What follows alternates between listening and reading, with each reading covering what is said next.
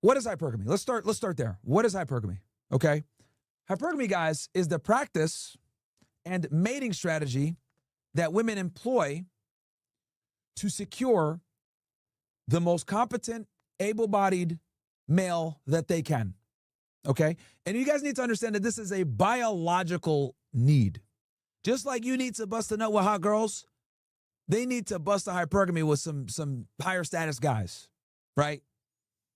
For lack of a better term. So I say that because it's their circuitry. It's inherent to them. It's like they can't turn it off. Okay? Now, some women are more hypergamous than others, but the bottom line is 99% of women are hypergamous and prefer a man that's better than them, and they date up. Okay? So that's number one. You need to understand that this is the mating strategy of women. Okay?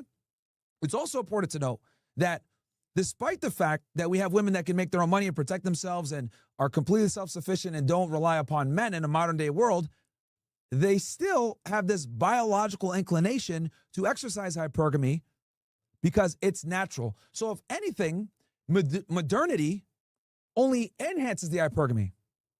Let me explain.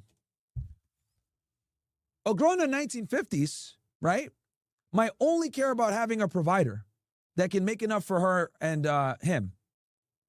But then you fast forward to 2026, a girl that makes $100,000 per year is still going to want a guy that makes $150,000 per year. So if anything, their own status dictates where they start from when it comes to the hypergamy ladder. Okay? So stay with me. We're defining what hypergamy is and how it works for women. Then we're going to get into the other stuff.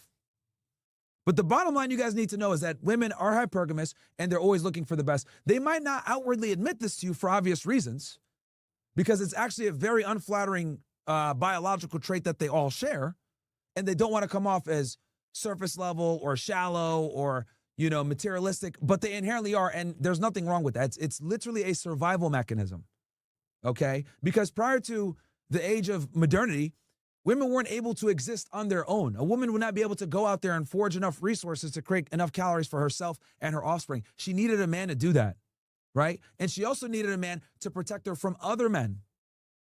Okay? This is why polygamy was so big back then, and the top guys had all the women, because that guy can guarantee their safety. So therefore, he was rewarded with sexual access to those women. Okay? Okay. So now that we've established what hypergamy is, how women are,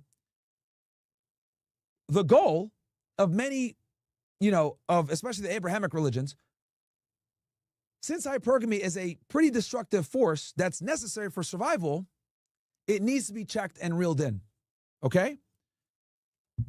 The Bible, the Quran, the Torah, several religions identified that hypergamy can be really bad for stability of mankind. Why? Because if you let women to just, if you allow women to just basically, be as hypergamous as they want to be with no checks and balances, you end up in a deregulated sexual marketplace, which is what we actually have right now. What's a deregulated sexual marketplace? A deregulated sexual marketplace, guys, is a marketplace where anyone can bang anyone as long as age of consent is met, or your name is Jake Lang.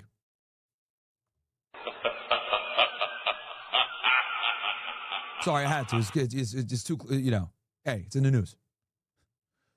But the point is that we're in a deregulated sexual marketplace. And this is precisely why religions had buffers to nerf female hypergamy, because if female hypergamy is unchecked, you run into serious societal problems like we have right now. Okay? So first, women are hypergamous. Second, it's a biological trait that they can't help. Third, regardless of how much money they make or their own status, they're still going to want more than them. Hypergamy still exists regardless of their ability to create security for themselves. Next, religion put buffers on hypergamy. Well, those buffers are gone. Religion, shame, the family unit, societal norms and standards, all of that has degraded. And what's left is this deregulated sexual marketplace where women can do anything that they want. They can exercise hypergamy however they want.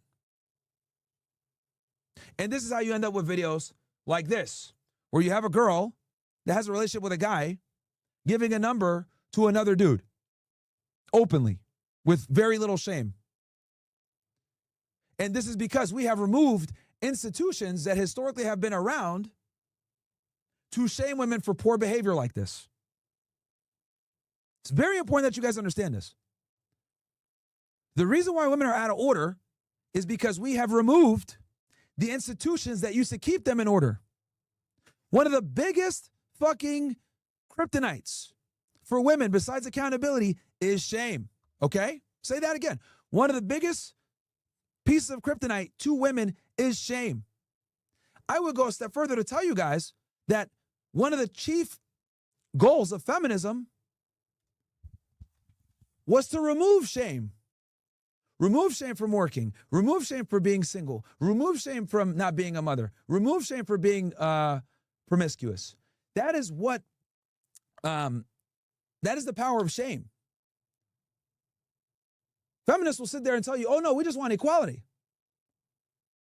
But equality at what cost? And how so? Well, it's equality at the cost. It's equality by removing standards and shame on women and making the standards of men become the standards of women.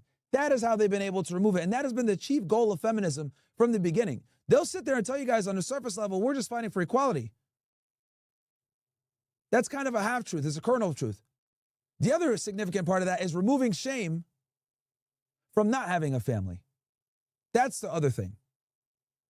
Now, it's so etched into our society that I'll have bimbos come on my show and say, I have a career that makes me successful, but she's a thought with no kids, 35 years old.